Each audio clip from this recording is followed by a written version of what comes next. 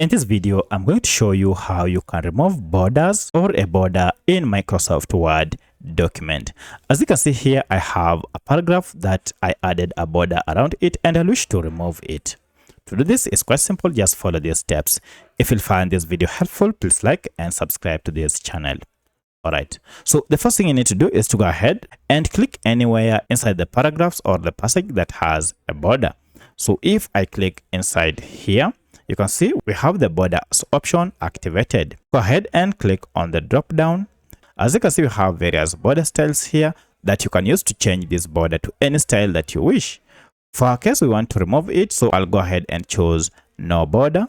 And by choosing this, you can see this will go ahead and remove the border around the paragraph. So that's how you can remove borders or a border in Microsoft Word document. If you have any other question, kindly let me know in the comment section. Otherwise, thanks for watching and let's meet in the next video.